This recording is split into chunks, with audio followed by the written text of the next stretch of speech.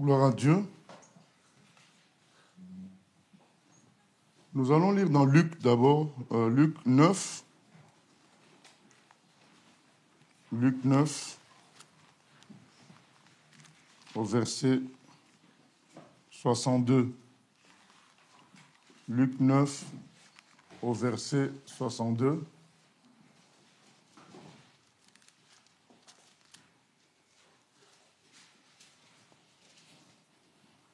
On peut même commencer au verset 61.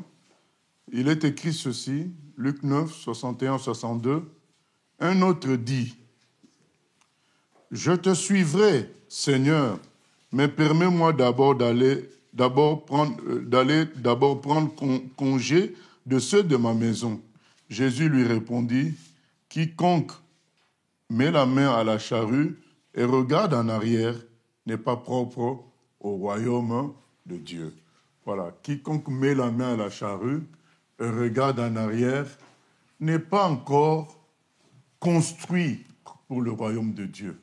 Voilà, le royaume de Dieu est une construction, est une machine qui a un fonctionnement, qui a un travail, qui fait que quelqu'un qui met la main à la charrue, mais hésite encore, regarde en arrière ou baisse dans la dimension, il n'est pas encore prêt.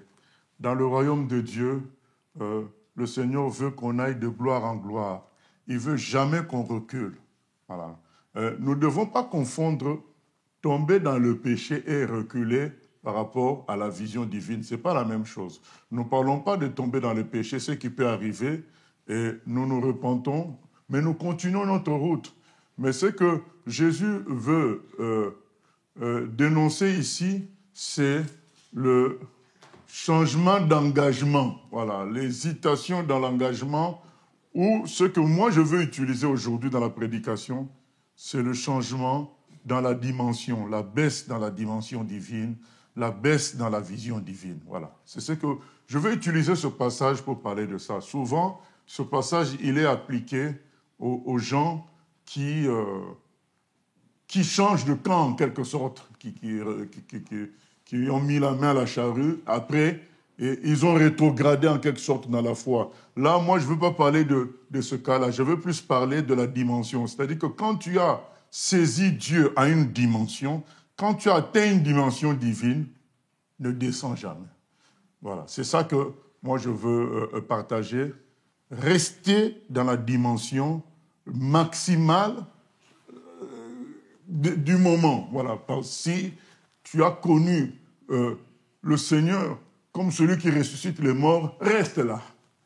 Ne tombe pas dans un Seigneur qui ne peut que guérir de la fièvre. Voilà. Donc, si tu as connu le Seigneur comme celui qui aime toute l'humanité, reste à ce niveau-là. Qu'on ne t'attrape pas encore à dire « Ah, les Arabes, ah, les machins ». Voilà. C'est-à-dire que toi, tel que tu as connu le Seigneur, tu l'as connu sans distinction de peuple, sans distinction de social. Tu l'as connu comme le Seigneur d'amour qui aime tous les hommes.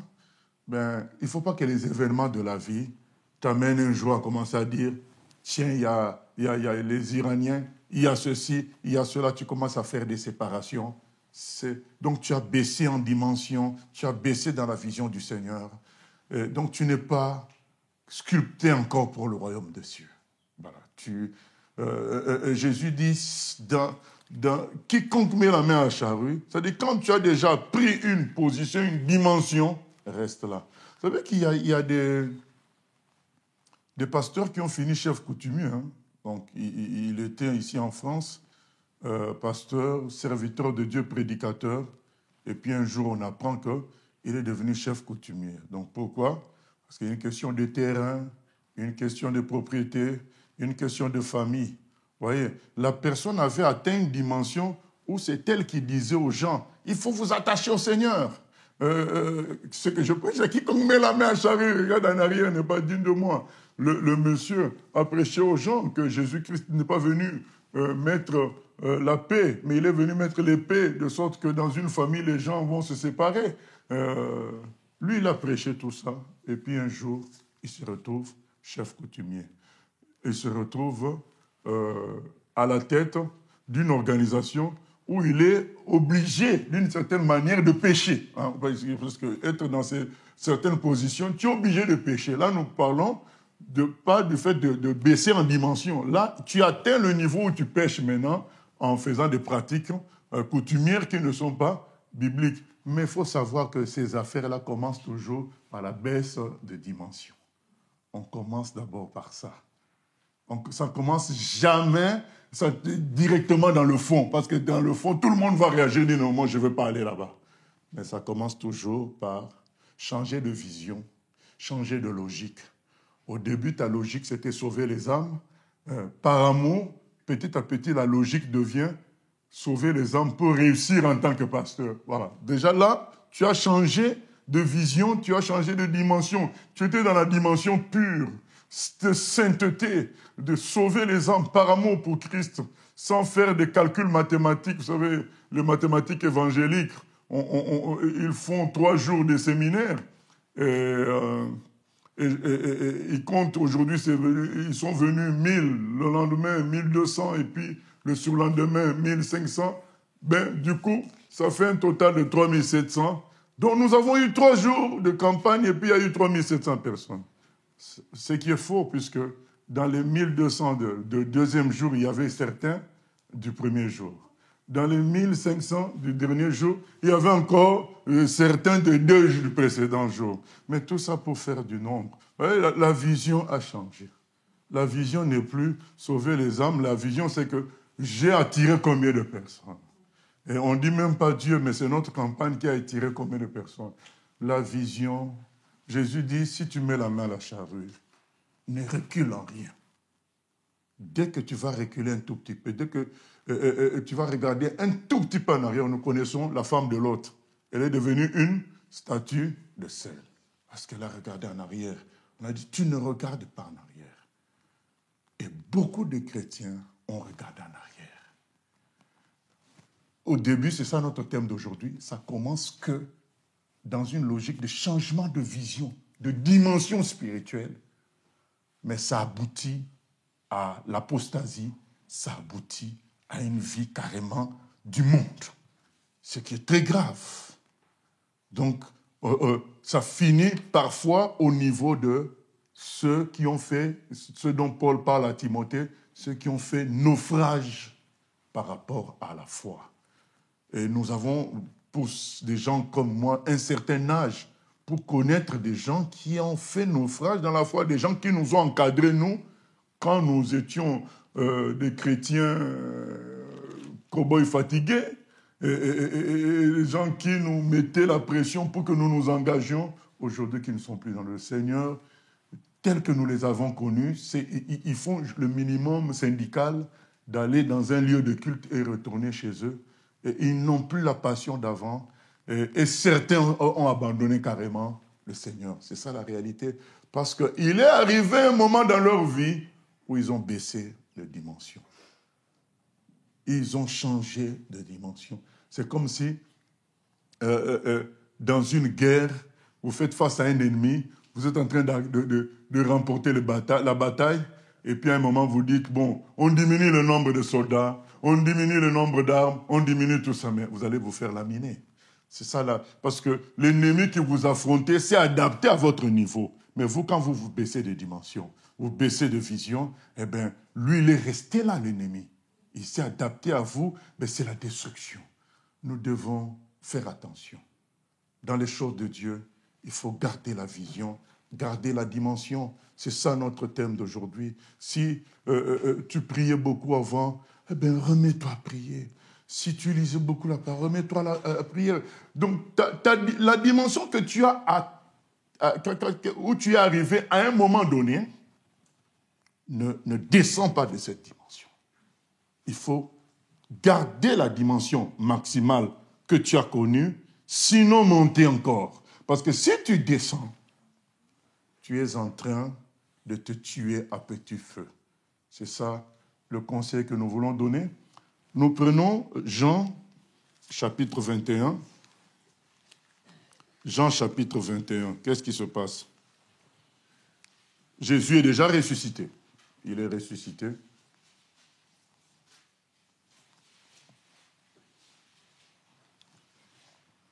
C'est comme il y a un monsieur qui a rencontré, qui est venu à une église, hein, il y a plus d'un siècle, hein, dans une église, il vient, et il entend la prédication, il est touché, il veut se donner à Jésus, mais il attendait que le pasteur fasse l'appel.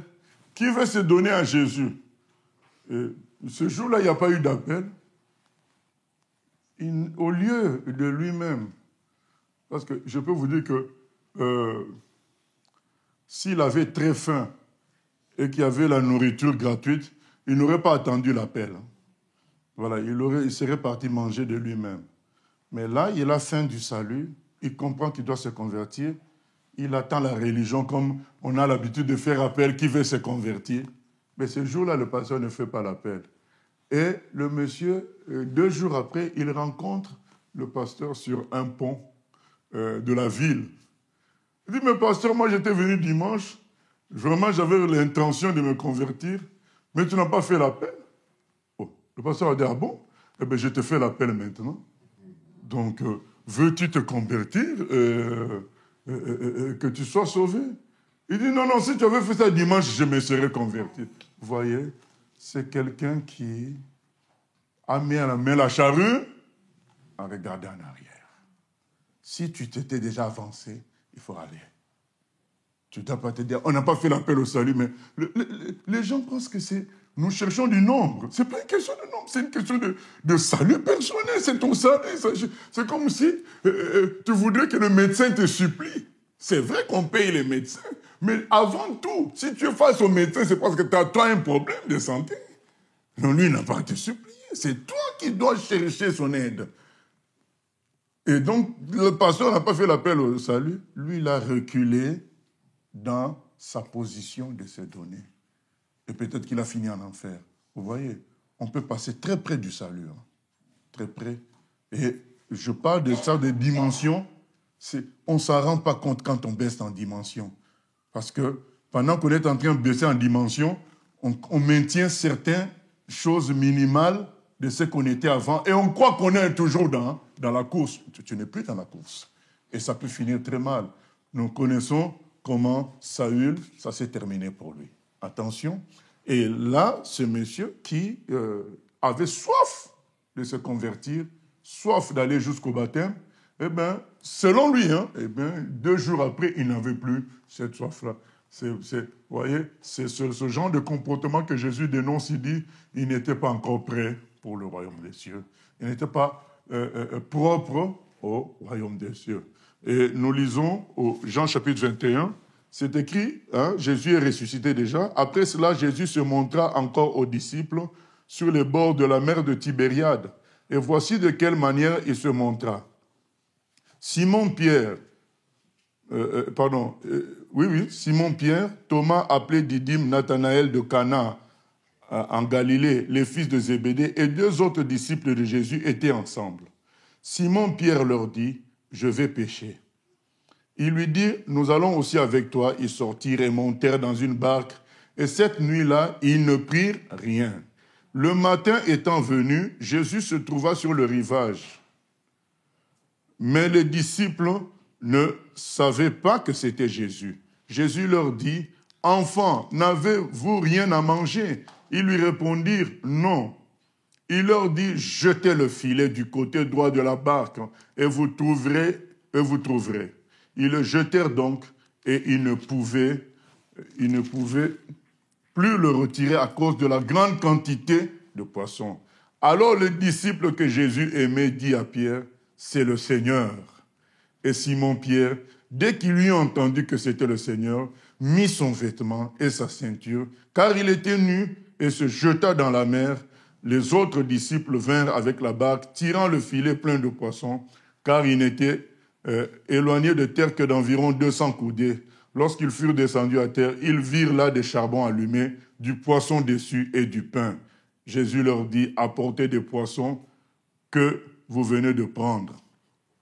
Simon Pierre monta dans la barque et tira à terre le filet plein de 153 grands poissons. Et quoi qu'il y en eût autant, le filet ne se rompit point. Jésus leur dit, venez manger, et aucun des disciples n'osait lui demander, qui es-tu? Sachant que c'était le Seigneur. Jésus s'approcha, prit le pain et leur en donna. Il fit de même du poisson. C'était déjà la 3e fois que Jésus se montra à ses disciples depuis qu'il était ressuscité des morts. Après qu'ils eurent mangé, Jésus dit à Simon-Pierre, « Simon, fils de Jonas, m'aimes-tu plus que même ceci ?» Il lui répondit, « Oui, Seigneur, tu sais que je t'aime. » Jésus lui dit, « Paie mes agneaux. » Donc, paie mes brebis. Nous connaissons à peu près la suite. Jésus va lui répéter ça 3 fois. « Paie mes brebis. » Alors, cette scène que nous venons de lire, ça nous rappelle quelle autre scène dans la première partie? Ça nous rappelle le début du travail de Jésus avec les pierres. Le début, c'était ça. Dans Luc chapitre 5, nous voyons Jésus vouloir prêcher à une foule, et il monte dans la barque de Pierre, il dit à Pierre de s'éloigner. Et quand il finit de prêcher, il dit maintenant, jette le filet. Et Pierre va dire, mais il n'y a pas de poisson, on a déjà cherché toute la nuit, on n'a pas trouvé. C'est la même scène que maintenant. Et quand il va jeter, selon l'ordre de Jésus, il va obtenir beaucoup de poissons. Et là, nous voyons 153 poissons qui peuvent représenter le nombre de pays de l'époque peut-être. Alors, que Pierre vient d'obtenir là. Alors, qu'est-ce qui vient de se passer? Il vient de se passer que les bien-aimés, malgré le fait que Jésus était ressuscité, ils avaient repris la vie d'avant. Vous voyez? Ils avaient repris la vie d'avant. Vous voyez même comment Pierre était habillé. Donc, c'est la vie de piscine, machin. Pierre dit, bon, je vais aller prendre du poisson, allez, on va se faire quelque chose. Barbecue, tout ça. Ils ont repris la vie d'avant. Et Jésus-Christ refait la scène du début pour les remettre dans la vision du début. Dans Luc 5, il avait dit à Pierre, je ferai de toi un pêcheur d'hommes. Un pêcheur d'hommes. Là, c'est le poisson que tu viens de capter, mais moi, j'ai prévu pour toi que tu sois un pêcheur d'hommes. Voilà. Et là, ils ont perdu tout ça. Ils ont pas perdu, mais il y a une forme de baisse, une forme de tranquillité, d'oubli un peu de la mission qui s'installe. Il y a plusieurs raisons. Vous vous souvenez que Pierre avait renié quand même le Seigneur. Ce sont des choses qui restent en toi. Tu te dis, est-ce que je suis encore qualifié? Est-ce que Dieu va encore m'utiliser? Beaucoup sont restés dans cette position-là. Je fais une bêtise, mais est-ce que Dieu va encore m'utiliser? Romains 11, 29 nous dit ceci. Les dons et l'appel de Dieu sont irrévocables. Tant que tu es vivant, tu es vivante, les dons et l'appel de Dieu sont là. C'est à toi de te rebrancher à nouveau à l'ancienne vision, de revenir. Nous connaissons le fameux passage d'Apocalypse chapitre 2. Souviens-toi, donc d'où tu es tombé, reprends-toi et pratique tes premières œuvres. C'est toi qui dois revenir.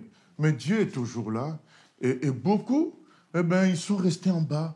Et ils meurent à petit feu. C'est ce que le diable veut. Et ils ne sont plus un danger pour lui, puisqu'ils ne sont pas dans la dimension dans laquelle ils étaient, où vraiment ils faisaient du mal au diable. Maintenant, ils ont baissé. Le diable ne les dérange même plus. Nous, on a vu des gens, quand ils quittent la vision de Dieu, être bénis. Et d'ailleurs, c'est renforcé dans la perdition, en disant, mais depuis que je ne vais plus à l'église, j'ai été promu, j'ai acheté une maison, tout marche. Même parfois, il avait des problèmes de santé, vous le rencontrez en chemin, il est beau, tout va bien maintenant. Mais c'est le diable qui a dit, je n'attaque plus. Qui se noie jusqu'au bout spirituellement, c'est là que je vais venir avec seulement un marteau. Pof, c'est tout, et j'arrête tout. Mais pour le moment, laissons-le se perdre comme il faut. Voilà, c'est ça. Parce qu'il sait que si tu attaques maintenant, tu vas te réveiller. Donc il te laisse. Allez, prends la maison, prends la promotion, vas-y, mange bien. Voilà. J'attendrai seulement le coup fatal à la fin, et tu perds dans les deux cas, spirituellement et physiquement. Voilà. C'est ça qui arrive. Et là, Pierre certainement pouvait se dire, moi j'ai renié le Seigneur, est-ce que je mérite encore? Ils ont recommencé leur vie d'avant. Et Jésus qui est fidèle, il vient. C'est pour nous dire que Jésus sera toujours fidèle. Ce n'est pas à cause de l'infidélité de certains que Dieu va être infidèle. C'est ce que nous dit l'apôtre Paul. Dieu, lui, reste fidèle. Ses dons sont irrévocables. Mais toi, où en es-tu? Est-ce que tu as baissé dans la vision? Tu as baissé dans la dimension que tu avais avant, où tu donnais des conseils aux autres. Où en es-tu par rapport à ça? Où tu relevais ceux qui étaient fatigués? Où tu priais quand un problème se présentait? Aujourd'hui, dès qu'un problème se présente, tu regardes ton compte bancaire si tu peux résoudre. La dimension a changé. Dès qu'un problème se présente, voilà. Tu appelles ton avocat. Mais la dimension a changé. Mais où en es-tu par rapport à avant? C'est ça. Où est la dimension d'avant? Où la gloire de Dieu se manifestait? Aujourd'hui, première réaction, l'hôpital. Or, avant, tu as prié pour des malades, ils ont été guéris. Mais il s'en est suivi des périodes où tu as prié pour un tel autre, il n'y a pas eu guérison, et petit à petit, tu t'es fait avoir. Tu as baissé de vision, de conception de Dieu, et tu as épousé de fausses doctrines comme quoi, puisque la science a évolué, on n'a plus besoin de prier pour les malades. Mais quelle science a évolué? Voilà, le même problème continue dans l'humanité. Voilà. Et Pierre et ses amis étaient là, en train de s'amuser jusqu'à ce que Jésus vienne et jette le filet. Et d'ailleurs, il est écrit que quand ils ont pris beaucoup de poissons, Jean a compris que ça, c'est le Seigneur. Parce que c'est le même miracle que quand on l'avait rencontré, quand il nous avait embarqué avec lui. C'est le même miracle qui se répète là. C'est le Seigneur. Il veut le relancer. Et là, ces 153 sortes de poissons, c'était pour symboliser certainement les nations de l'époque. Et pour les relancer. Et aujourd'hui encore, à travers cette prédication, Dieu veut te relancer. Dieu veut te dire, eh bien, tu n'as pas reculé. Parfois, les gens reculent dans un changement, à cause d'un changement d'état civil. Quand il était célibataire, il était tout feu, tout flamme. Depuis qu'il s'est marié, tout a changé. Et il y en a qui reculent parce qu'il y a enfantement. Quand il n'avait pas d'enfant, tout était bon. Maintenant qu'il y a l'enfant, tout a changé. Il y en a qui reculent, changement de situation professionnelle. Les idées changent. Avant, il était simple. Mais maintenant qu'il touche un salaire de 3 000 €, il y a tellement de projets maintenant qui viennent et c'est fini la passion d'avant. Certains, quand ils touchaient 700 €, ils donnaient 350 € à Dieu. Mais maintenant, là, quand ils touchent 5 000, ils disent, oh, je dois quand même donner 2 500 à Dieu. Voilà. La vision change. Parce que, et souvent on dit aux gens, quand je vois les jeunes vouloir refaire le monde, bousculer, corriger tout le monde, je dis, on attend qu'il se marie, on va voir. On va voir s'il va continuer comme ça. Voilà.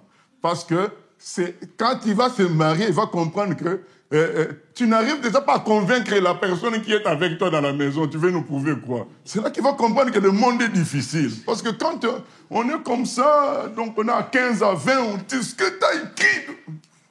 Moi, je dis aux gens, laissez tranquille. Dans quelques 4 ans, il va se marier, on va voir s'il viendra avec encore la doctrine là nous taper dans les oreilles. Parce que quand il va se rendre compte que là, mais la personne même avec qui tu habites, tu n'arrives pas à convaincre, tu vas venir nous mettre la pression. Et vous voyez beaucoup ça s'agir. Devenir beaucoup plus calme. Ils comprennent maintenant le monde est compliqué. Comme disent les gens aujourd'hui, on aurait dû apprendre à l'école le futur compliqué, pas le futur simple. Parce que c'est là, il fait face aux réalités de tous les jours. Voilà. Et c'est là qu'ils comprennent. Et beaucoup baissent comme ça. Beaucoup baissent parce qu'il fait face à de nouvelles réalités. Il n'avait pas prévu ça. Il n'avait pas été encadré. Au moment où il devait être encadré, Il a refusé l'encadrement, il a cru que c'était la connaissance. Les choses de Dieu, c'est comme une connaissance académique. Et il n'a pas voulu l'encadrement des aînés. Et le mariage le surprend, en fait. Par rapport à certaines réalités, il y a un plongeon. Il y a un plongeon. Donc, tout ça peut arriver. Mais mon conseil aujourd'hui, c'est que ne baisse jamais. Que quelqu'un ne te fasse pas descendre. Qui que ce soit. Ni une situation, ni un changement professionnel, ni un achat. Il y en a depuis qu'ils ont acheté la maison, c'est fini. Plus de relations financières avec Dieu. Et l'excuse, ça va être, mais oui, mais j'ai un crédit à payer. Bon, c'est tout, ça sera ça l'excuse. Mais entre-temps, il a baissé dans la foi, dans la gloire. Quand tu baisses dans la foi, tu baisses dans la dimension, tu baisses dans tout. Mais toi, tu crois que tu es bien. Mais c'est ce que Dieu dit à l'église de Laodicée. Il dit, tu te crois riche, mais tu es devenu pauvre. Avant, tu avais un trésor céleste immense. Parce que quelqu'un t'appelait, tu priais, la personne était embauchée. Quelqu'un t'appelait en difficulté, tu priais et elle recevait le montant qui lui manquait. Donc tu étais riche, tu donnais par la puissance. Mais aujourd'hui, tu es dans le compte, mais tu as du mal. Pourtant, tu en as, mais puisque tu es chargé. Mais en apparence, tu parais riche. Mais avant, tu paraissais pauvre. Mais c'est ce que le frère Paul dit, parce que je ne vais pas citer tous les passages. Dans 2 Corinthiens 6, le frère Paul dit, nous sommes pauvres, mais nous en enrichissons plusieurs. C'est-à-dire que si quelqu'un l'appelle en difficulté, lui prie, la personne reçoit. Mais là, maintenant, toi, tu as, mais tu es bloqué parce que les dépenses te dépassent, parce que tu as baissé dans la dimension divine. Nous ne devons pas baisser dans la dimension divine. Quand tu as pris un stade avec Dieu, va à fond avec ce stade. Qu'un événement, que des situations ne te ramènent pas à zéro. Et les gens, quand ils te voient, ils ne te reconnaissent pas. Jésus va faire le travail dans Pierre pour le remettre dans sa dimension. Après la pêche, face à face, Pierre, est-ce que tu m'aimes? Oui, je t'aime. Alors, occupe-toi de mon troupeau. Voilà, il le remet à où il doit être. Le Seigneur t'enverra toujours quelqu'un pour te remettre où tu dois être. Quand Élie, le sacrificateur, le souverain sacrificateur même, ne réprimandait pas ses enfants qui faisaient l'impureté au temple, qui escroquaient les gens au temple, Dieu lui a envoyé d'abord un inconnu, puisqu'on ne sait pas d'où vient cet homme-là. Il est dit dans les Écritures qu'un homme est apparu à Élie et il lui a dit, mais qu'est-ce que tu fais là? Tu es en train de laisser tes enfants mépriser l'œuvre de Dieu. Tu dois faire quelque chose, sinon le jugement tombera sur toi. Donc Dieu voulait ramener Élie à sa dimension de souverain sacrificateur. Élie, qui était souverain sacrificateur, s'est fait plonger par qui? Par ses propres enfants. Vous voyez à quel point ça peut être très près de nous, la personne qui te plonge. Ce sont les propres enfants d'Élie qui le baissent en dimension.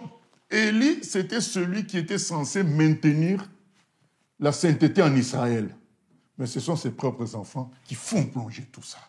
Au lieu de réagir, il ne réagit pas. Que fait Dieu? Il envoie un inconnu. Élie ne comprend pas. Dieu envoie un enfant, Samuel.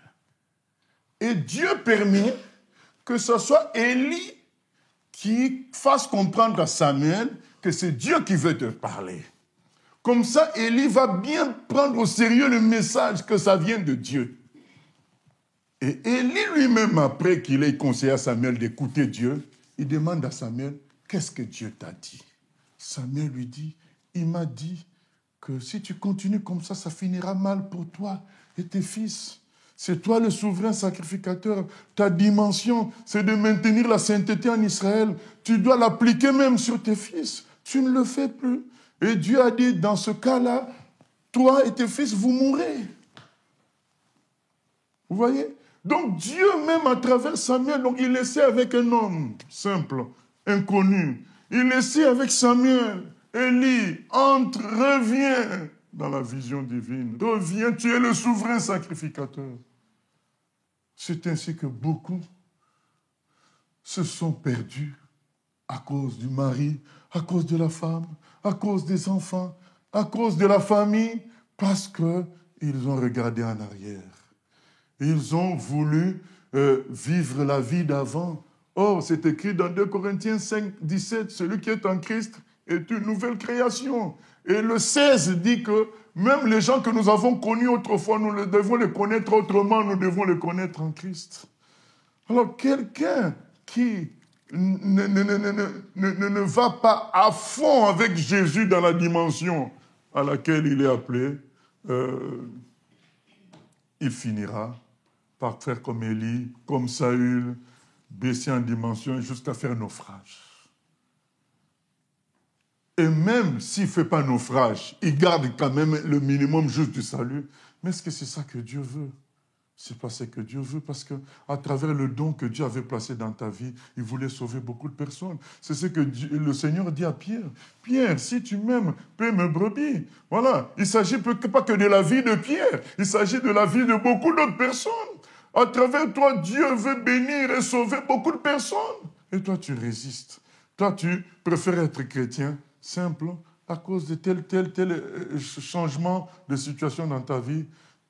Au fait, on pensait que tu étais avec le Seigneur à 100%, mais entre-temps, toi, tu as regardé en arrière.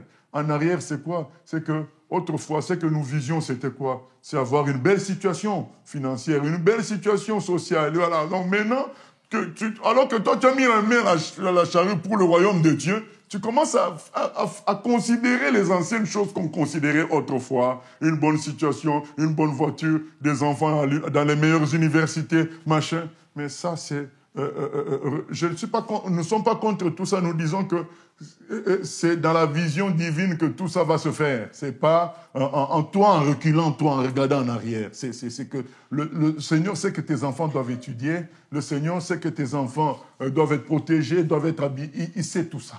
Voilà. C'est avec lui que tu vas construire tout cela. Ce n'est pas toi en regardant en arrière. Et plonger dans la dimension, beaucoup ne sont pas dans la position où ils devaient être. Beaucoup. Et c'est ça qui est le plus triste.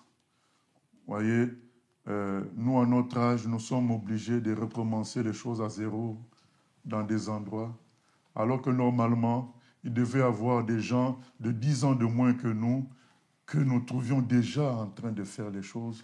Et nous venons juste donner des conseils, mais nous sommes obligés de recommencer à zéro, parce qu'il y a plein, entre-temps, qui ne sont pas entrés dans leur appel, qui sont pas entrés, qui ont baissé de dimension, qui se sont retrouvés comme les pierres, comme avec les portes de la vie chrétienne, qui, sans engagement, sans combat, sans détermination, ils ne sont pas là où ils devaient être.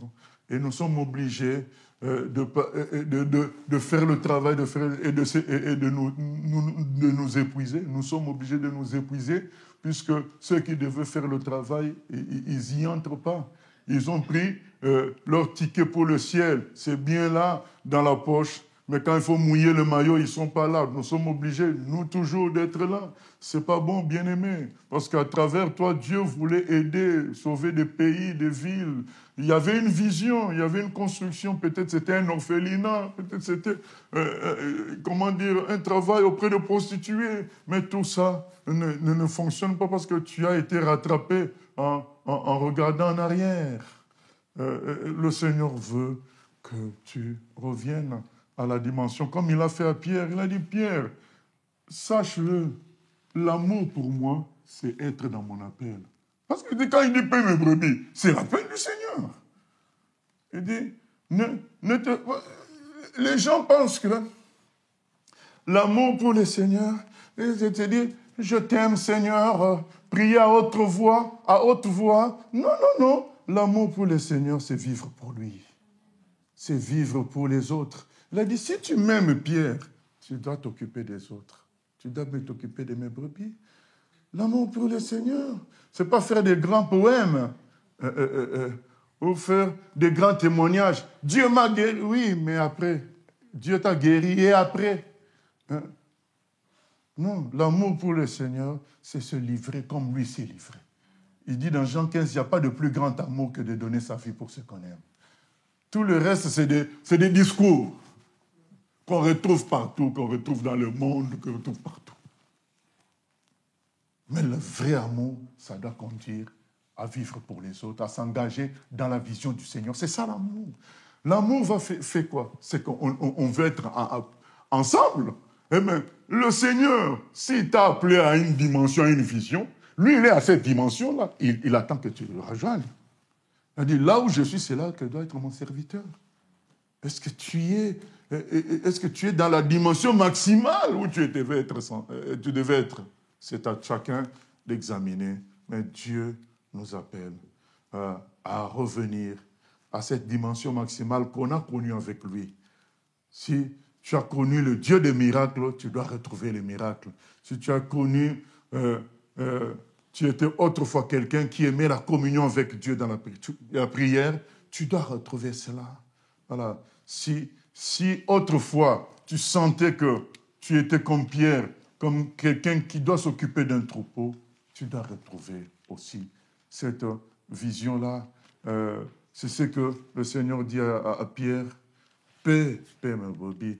Et vous voyez, après le livre de Jean, c'est les Actes des Apôtres. Hein, et quand nous lisons au début des Actes des Apôtres, la question des apôtres, ils commencent vraiment à revenir, quoi. Ils disent à Jésus, mais quand est-ce que tu établiras ton règne? Ils comprennent qu'ils ont un appel, avec l'histoire des 153 poissons, ils ont compris qu'ils ont un appel vraiment mondial. Tel que le Seigneur leur avait dit dans Luc 24, que la repentance sera prêchée à toutes les nations. Ils comprennent qu'ils ont une responsabilité mondiale, parce que c'est ce que le Seigneur a voulu leur faire comprendre dans l'histoire des 153 poissons. Et maintenant, quand on arrive dans l'Acte des Apôtres, eux-mêmes ils précèdent, ils disent, Seigneur, bon, c'est comment on planifie les choses par rapport à ce royaume-là. Le Seigneur a dit, personne ne connaît le temps, vous restez à Jérusalem, vous recevrez la puissance du Saint-Esprit, maintenant vous allez fonctionner par la prédication et la prière en manifestant ma gloire. C'est comme ça que vous allez être mes témoins à Jérusalem, à Samarie, en Judée, à Samarie et dans le monde entier. Voilà comment nous allons œuvrer pour que le règne que vous cherchez là s'installe. Ça sera à travers ma puissance en vous, par la prédication, la prière, aux gens, la manifestation de ma gloire à partir de Jérusalem, Judée, Samarie et jusque dans l'extrémité du monde entier. Le Seigneur les remet dans la vision. Voilà. Bien-aimé, voilà. Qu'est-ce qu'a été ta vision un jour dans ta relation avec Dieu? Quelle a été ta dimension un jour, la dimension maximale, la vision claire, l'attachement clair, c'était quoi? Eh bien, le Seigneur t'interpelle par rapport à cela. Retrouve-toi avec lui, discute-en, parle de cela avec lui et rebâtissez à nouveau cette vision ensemble, parce que beaucoup de gens en dépendent. Retrouve la foi d'avant. Retrouve la conception de Dieu d'avant que tu avais. La simplicité d'avant. La hargne d'avant, où tu étais prêt à mourir pour le Seigneur. Où tu avais professé que tu vis pour lui. Et pour ceux qui ne se sont pas encore donnés à 100%, eh bien, un jour, après une prédication, un jour, après avoir écouté un chant, tu avais eu cette envie-là de te donner à 100%. Ben, entre dans cela. Parce qu'il peut arriver un temps où ça va être fermé, la porte. Voilà l'appel de Dieu pour nous tous. Que Dieu nous aide au nom de Jésus. Amen. La voix du Seigneur m'appelle, prends ta croix et viens, suis-moi. Je réponds, Sauveur fidèle, me voici, je suis à toi. La voix du Seigneur m'appelle, prends ta croix et viens, suis-moi. Je réponds, Sauveur fidèle, me voici, je suis à toi. Il y a deux exemples qui me viennent à l'esprit à partager. Il y a l'exemple de Joseph. Joseph a reçu une vision quand il était petit, peut-être 15 ans, 17 ans, comme quoi il était un prince et que, voilà, finalement, les gens vont se prosterner devant lui et Joseph n'a jamais changé. Nous voyons Joseph vendu comme esclave chez Potiphar, il reste digne, digne toujours de son appel. Il gère les choses comme il faut. Il ne trahit pas son maître comme il n'a pas trahi son papa quand il était à la maison. On passe à une autre dimension. Joseph est emprisonné. Il est emprisonné, même chose. Il reste digne.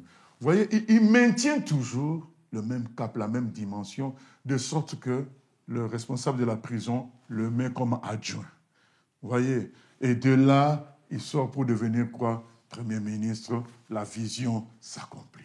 Et quand ça s'accomplit, est-ce qu'il se venge? Il ne se venge pas. Il dit, tout ça a contribué à ce que j'arrive là. Il n'a pas bougé par rapport à la vision. Prenez Daniel. Daniel a connu un premier roi, Nebuchadnezzar. Il lui dit les 4 vérités. Il est élevé, il garde la vision. Il connaît un deuxième roi, Belchassar. Vous vous rendez compte que c'est quelqu'un, le temps passe, hein, il grandit en âge, mais il reste toujours identique. Si vous lisez l'histoire de Daniel, vous voyez que avec Nebuchadnezzar, il est comme ça, droit, et il change de roi Belchassar, il lui dit la vérité clairement, bientôt tu vas perdre le pouvoir. Il a le même langage de vérité, et Belchassar veut lui donner de richesses. Il dit non, je n'ai pas besoin de ces richesses. Donc il garde. Nous passons à Darius, toujours le même Daniel, avec un autre roi, encore plus grand. Et il dit à ce roi-là, je ne veux pas me prosterner devant toi que devant mon Dieu. Il garde la même ligne, on le met dans la fosse au lion. Vous voyez comment un seul homme a pu être une bénédiction pour toi, royaume, parce qu'il a gardé la dimension. C'est les deux exemples que je voulais donner. Prions que Dieu nous ramène. Oh Seigneur, nous venons prier que tu nous aides à garder la dimension de l'appel que nous avons reçu dans le cœur un jour dans notre vie. Un jour, nous t'avons connu à un certain niveau. Nous voulons, Seigneur, que notre niveau d'aujourd'hui ne soit pas plus petit que celui que nous avons expérimenté à un moment donné, Seigneur. Ramène-nous à la sainteté d'avant, où les choses du monde étaient fades à nos yeux, Seigneur. Ramène-nous à la sainteté d'avant, où nous considérions comme trésor le fait de t'avoir toi, Seigneur. Oh, Seigneur, ramène-nous à la dimension d'avant par rapport à l'appel de chacun, Seigneur. Oh, Éternel des armées, nous t'en prions, purifie-nous de toute erreur qui nous a amenés à baisser. Nous voulons être replacés à notre poste, prévu avant même notre naissance. Manifeste-toi, réveille-nous, Seigneur. À toi la gloire, la louange, au siècle des siècles. Et pour ceux qui, Seigneur, doivent se donner à 100%, doivent se faire baptiser, Seigneur, que tu parles également, que chaque jour de non accompli, c'est un jour de perdu. Or, chaque jour, tu peux l'utiliser glorieusement dans la vie de chacun d'entre nous. Seigneur, manifeste-toi dans nos cœurs. Change mon cœur, Seigneur, et purifie-moi.